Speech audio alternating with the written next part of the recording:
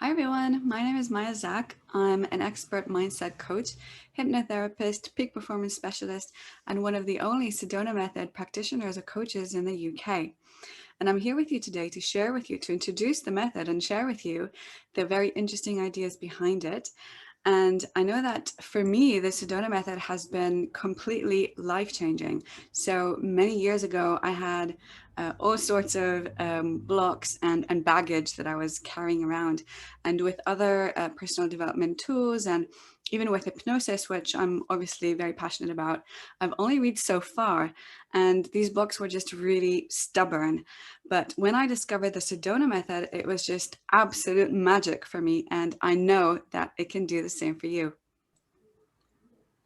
So the method is a very unique, super simple, but powerful and profound technique for letting go.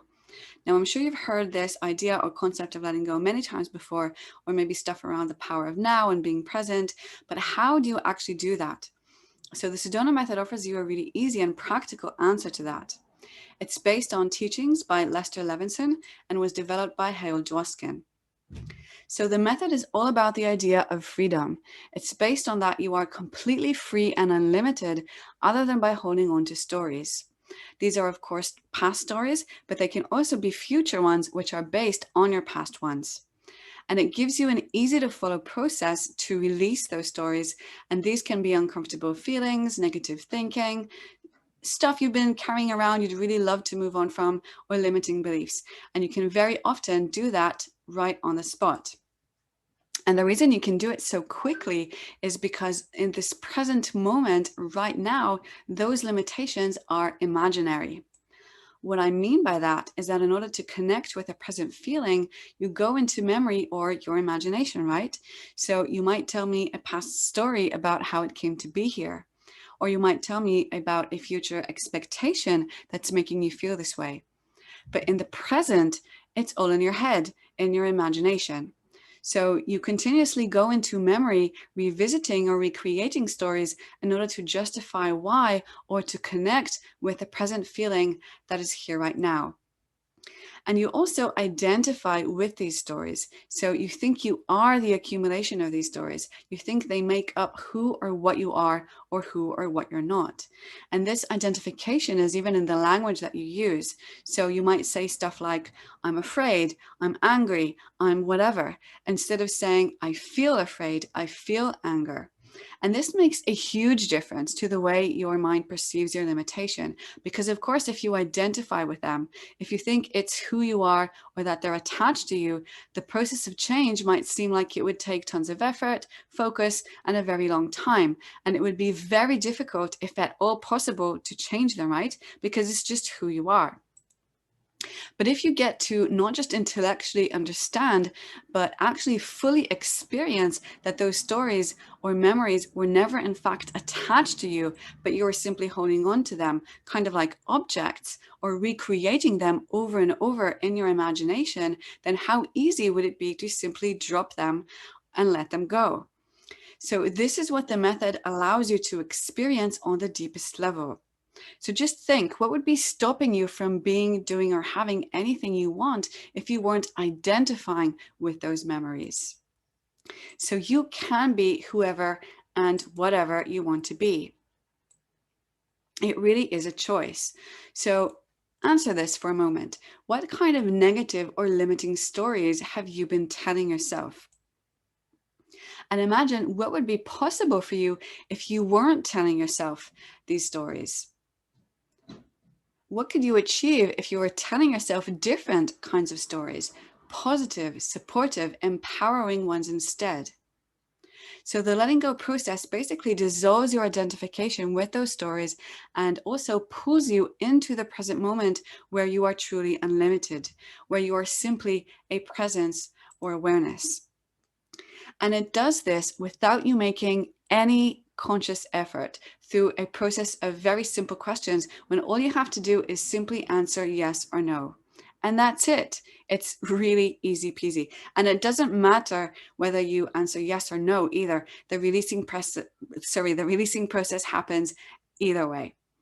And this happens in two ways. The first is by simple releasing or simply dropping it. And the second is by welcoming, which is really dissolving resistance. So what happens with resistance is that whenever a feeling or thought comes into your experience that's uncomfortable or that you don't want, your immediate reaction is, of course, to resist. You try to push it away. So you might try to ignore it or suppress it, or even just try really hard to change it, focusing on it even more. But that creates two problems. First of all, the minute you want to change anything, and of course, it's a great thing to aim for better. But the second you want things to be different, you create some level of suffering because you're just not happy with the way things are as they are in the present. And you're making the feeling even stronger, consciously or not, by focusing more on it because you're wanting to change it. And resistance also keeps things stuck. And this is what happens with suppression, because the nature of everything or everything that's alive is to be in a state of movement, a state of constant change, shifting and flowing. So when you resist or when you try to stop things from coming into your experience, you're actually stopping it from its natural movement. So you're actually keeping it in place. And these are also why you might have heard the phrase, whatever you resist persists. So the first way, releasing, is really a very simple letting go of whatever it is that you're holding on to. Because again, it was never really attached to you, even if it felt like it, maybe because you've been holding on to it really tightly or for a very long time. But as you go through the process, you very quickly and easily experience and fully feel that it's not and never was attached to you. And it might seem paradoxical, but it's actually the act of welcoming instead of resisting that will get whatever that feeling or limitation was to shift right out of your way. By welcoming, you actually become free of the pain and of whatever the limitation was, which is what you wanted in the first place. Now, according to the method, everything you experience comes out of three underlying or subconscious wantings. These are wanting control, security, and approval. So in the releasing process, you'd be letting go of these wantings. Now, why would you want to let go of something you want? That doesn't seem to make much sense. But here's the paradoxical thing again. You're not going to be wanting something that you already have, right? So when you're focused on wanting something, the message you're actually sending your mind is a message of lack, of not having. So for example, as long as you're going to be wanting control over something, you're going to be feeling out of control. If you're focused on wanting security, you're perpetuating the feeling of insecurity. And same with approval. So again, in a paradoxical way, it's actually when you let go of the feeling of wanting, you get what you're aiming for, which is the feeling of having, because you've let go of the feeling of lack. And not only does that release the suffering or discomfort attached to it, but having a feeling of having, you're also far more likely to manifest or experience more of having.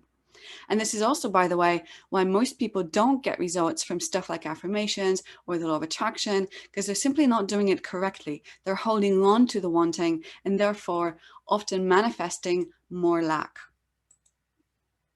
Now, our number one driving force and what creates those wantings is our beliefs. They basically determine everything that you think, feel, and do.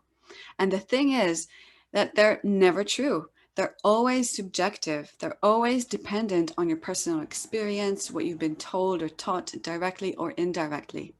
And they become your automatic or default programs. They're also a filter to your reality. They limit and prevent you from seeing or experiencing all the possibilities or opportunities that are available to you, either externally or internally.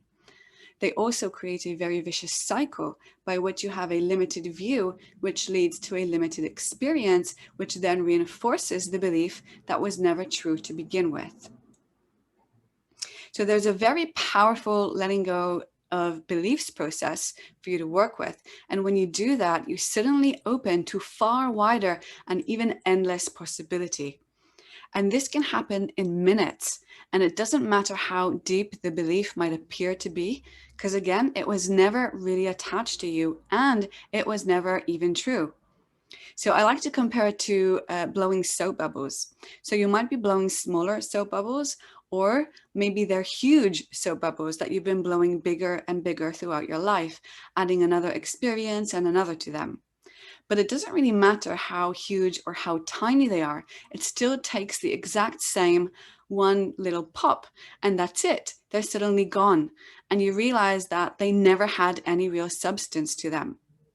And honestly, I see over and over, time and time again, beliefs that appear to be so solid, true, or strong, or deeply ingrained. And I've seen them just drop and dissolve in minutes, just like that. And this is why, because they were completely made up.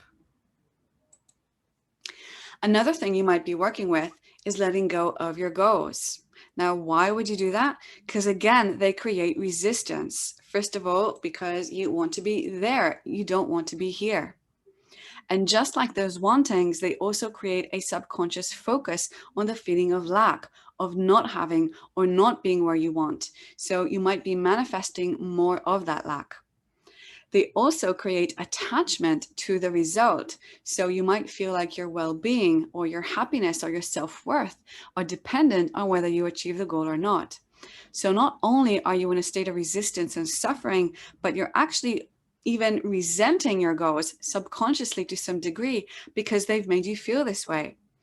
You don't want your happiness to be dependent on anything, do you? And it's not, but this is another story that you've been telling yourself. So your goals create a lot of internal negative charge, and you might have a constant push-pull relationship with your goals. You want them, but you're also resisting and pushing them away at the same time. Obviously, it's going to be very difficult to take action like this.